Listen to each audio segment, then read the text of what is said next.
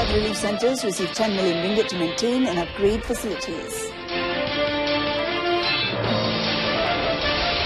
Failed SPM students to be given an alternative way to redeem themselves.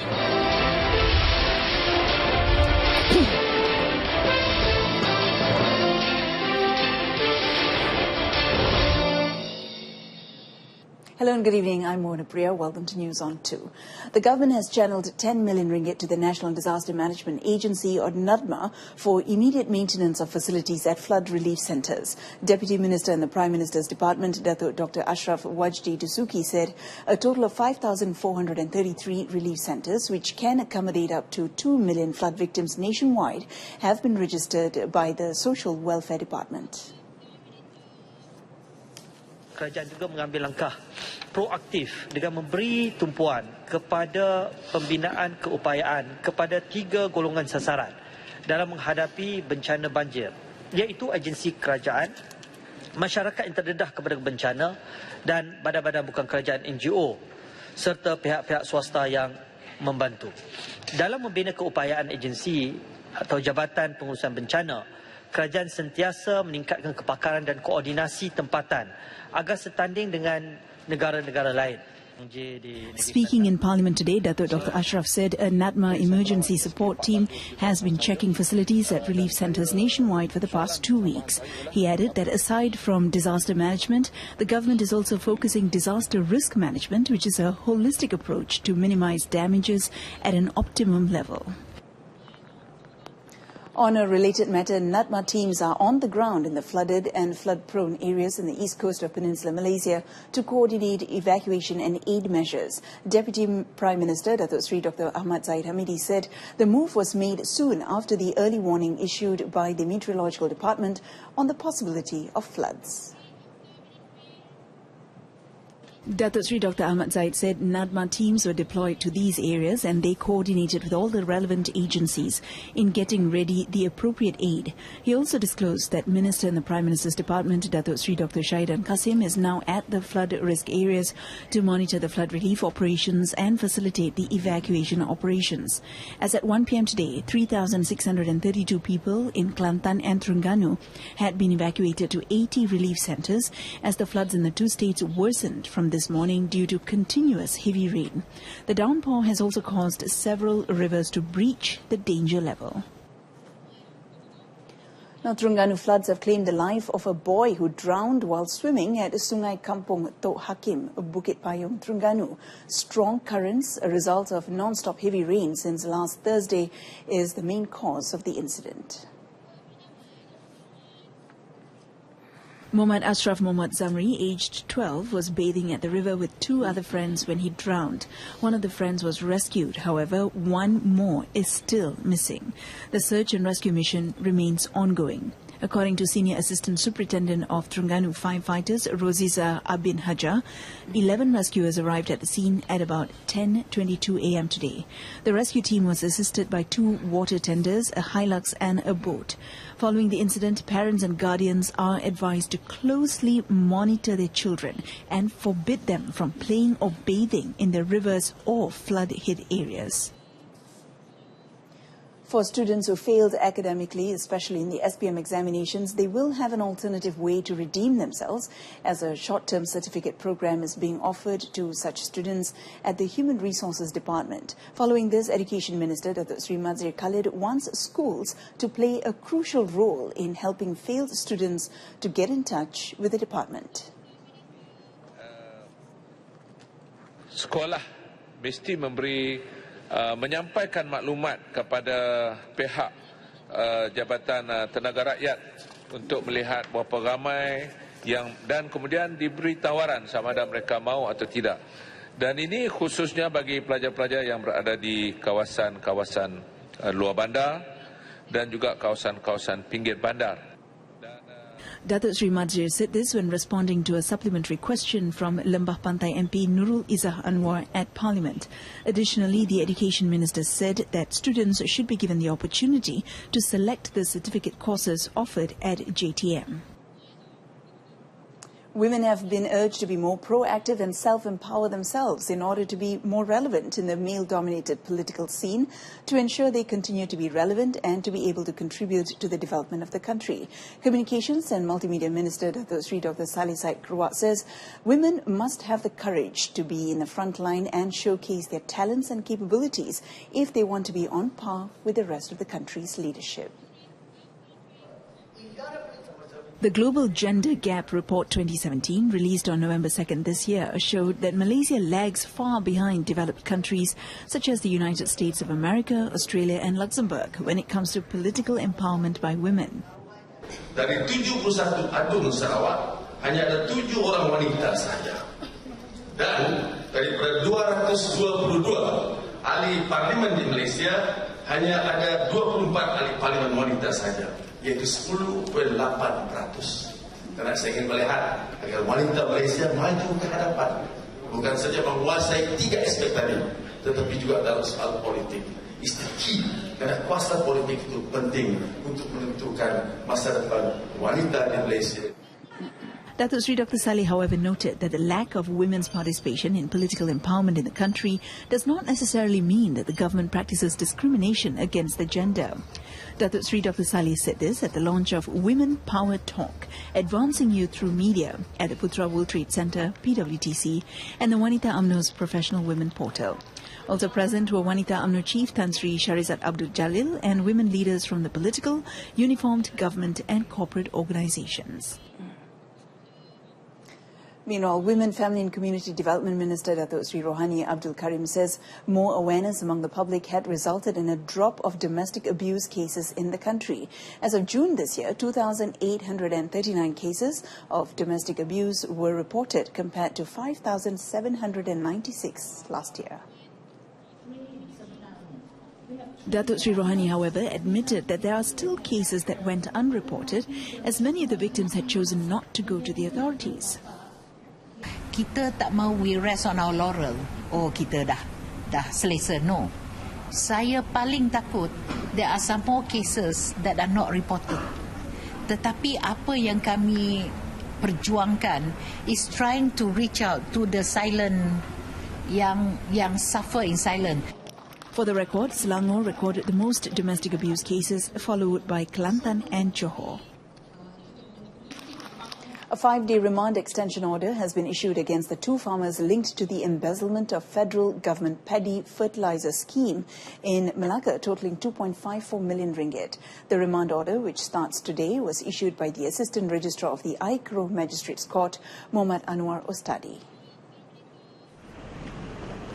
The 2 suspects, aged 46 and 52, who were dressed in MACC lock-up attire, arrived at Aikro Complex grounds around 11:20 a.m. before they were brought out 30 minutes later. Both were arrested on 21st and 22nd November after being asked to be present at the State MACC office to provide a statement regarding the investigation under Section 18 of the MACC Act 2009. Prior to this, the media reported that the 2 men were suspected of conspiring with 3 others, including a Pertubuhan Peladang Kawasan project manager, in managing the 22.2-hectare paddy cultivation project area leased in Merlimau, Jasin. A 25-year-old lorry attendant pleaded not guilty to 2 counts of rape involving 2 girls aged 4 and 8 at the Kuantan Sessions Court today. The accused, Muhammad Azhar Sharidan, claimed trial on both charges before Judge Dato' Unaiza Muhammad. According to the first charge, the accused allegedly raped the younger girl at a water tank in Taman Mahkota Aman Batu 11, Kuantan, between 5 p.m. and 7 p.m. in May. On the second charge, he was accused of raping the 8-year-old girl at an oil palm plantation in the same housing area between 5 and 7 p.m. in August. The girl's fathers lodged separate police reports on November 6th, leading to his arrest 2 days later. He faces a maximum jail term of 30 years and whipping if found guilty of any of the charges under Section 3762 of the Penal Code. Judge Dato' Unaiza Muhammad refused bail for the accused and fixed January 5th next year for mention. According to media reports, the accused is believed to have lured the girls with chocolates and 2 ringgit to ride around the neighborhood on his motorcycle before raping them. A civil servant was charged with circulating false information via WhatsApp at the Tawau Sessions Court in Sabah today. Rafia Buang, alias Othman, 36, who works at the Semporna District Kemas office, was charged with creating the Kapit Kemas 189 Semporna group with the intention to provoke others. The accused was charged with committing the offence on December 11, 2014 at about 11:45 a.m. in Hospital Semporna. However, she claimed a trial to the charges before Judge Awang Karisnada Awang Mahmud. Deputy Prosecutor Mohammad Sofian Zakaria presented the charges under Section 233, Subsection 1, Subsection A of the Multimedia and Communications Act 1998 that also carries charges under Section 233, Subsection 3 of the same Act. The accused was, however, unrepresented. The judge set bail at 2,500 ringgit and January 31st as the date for case mention. A supermarket owner was killed in an attempted robbery on his premise in Jelapang Business Centre, Ipoh, Perak. Sem Ayem, 69, was found dead by one of his children in a room above the double-storey shop lot when opening the premise at 8 a.m. today. Ipoh District Police Chief ACP Muhammad Ali Tambi said the victim was found with his hands and feet bound as well as injuries to his head. It is believed that beatings by a blunt object were the cause of the head injuries. Upon inspection of the crime scene, police found a 1-meter-long iron rod with bloodstains on it. The case is being investigated under Section 302 of the Penal Code for murder. Singaporean motorists can now check the status of traffic summonses issued in Malaysia and make payments at 900 kiosks erected in the Republic or via online. Bukit Aman Traffic Investigation and Enforcement Department Director SAC Sharul Othman Mansur said there is no excuse for not settling summonses in Singapore. Singapore-registered vehicles topped the list of outstanding summonses with a total of 37,506 since 2014, followed by Thailand, Brunei and Indonesia.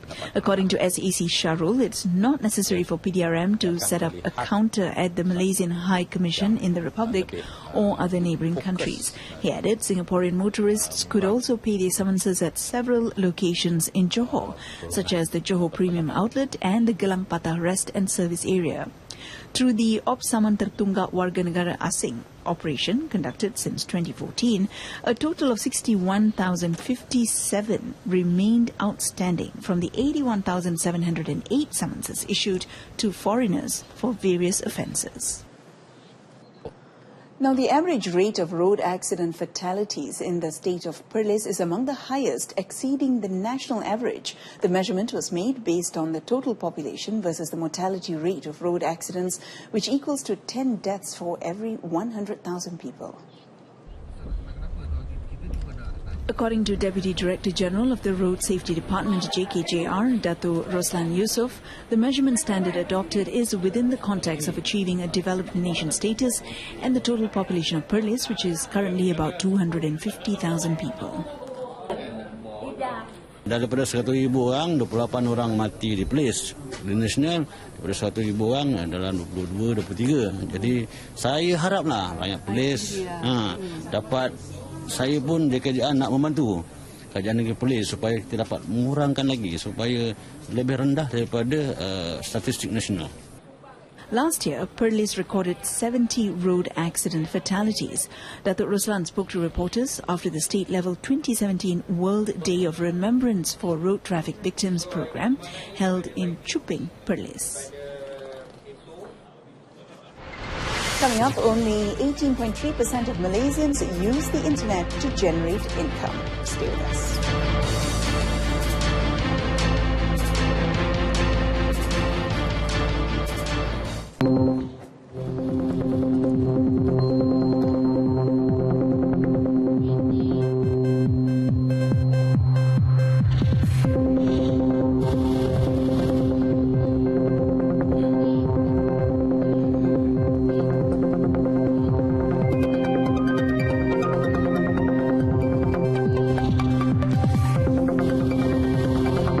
80% of Malaysians use the internet to generate the country's economy. Communications and Multimedia Commission Chief Operating Officer Dato Dr. Mazlan Ismail said the number was still one of the lowest compared to using it for other purposes.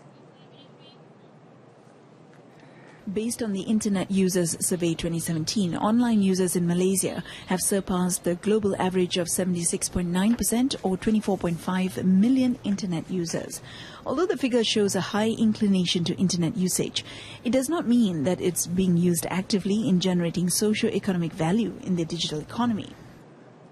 Maksudnya kita banyak menggunakan daripada menggunakan untuk dapat perkhidmatan, tengok lagu dan sebagainya, information kan. Tetapi dari segi tu gender income ni cuma 18%.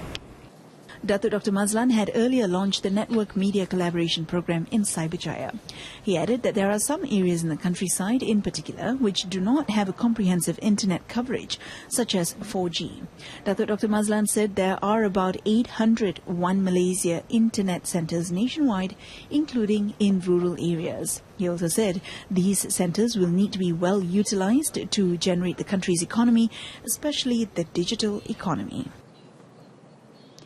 The Malaysian Insolvency Department is currently collecting data for bankruptcy discharge applications of the disabled, chronically ill individuals, social guarantors and heirs of deceased bankrupt individuals.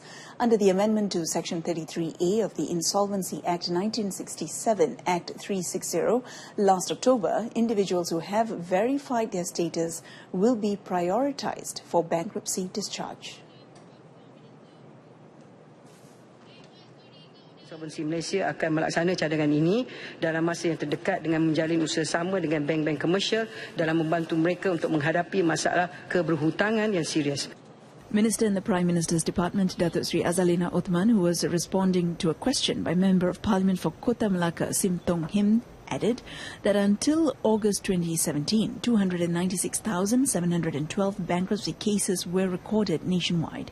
Discussions with commercial banks will help resolve and expedite the bankruptcy discharge cases while stemming the growing number of cases in the country. The people should not only look into the implementation of the minimum wage rates as the only way to eradicate poverty and to turn the country into a high-income nation. Apart from minimum wage, it should also be supported by several other factors, such as adding value to work through innovation and creativity. Deputy Human Resources Minister Datuk Sri Ismail Abdul Muttalib said that the number of foreign and domestic direct investment should be increased as it would create more high-value job opportunities and create knowledgeable and skilled workers. Itu juga usaha lain, kerajaan juga perlu mengurangkan kebergantungan terhadap pekerja asing. Sebab itulah antara usaha yang diambil oleh kerajaan melalui beberapa agensi seperti PSMB dan sebagainya, kita melaksanakan upskilling, meningkatkan kemahiran pekerja-pekerja kita supaya pekerja-pekerja dapat bersaing dan mengambil peluang-peluang yang dimiliki oleh pekerja-pekerja asing ini. Datuk Sri Ismail said this in reply to a question by Jasin MP Datuk Sri Ahmad Hamah in Parliament.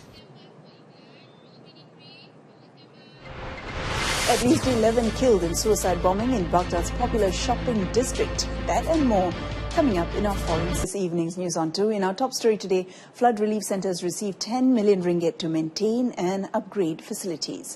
Join us again at 12:30 tomorrow afternoon. I'm Mohna Priya. Stay tuned to TV2. Good night.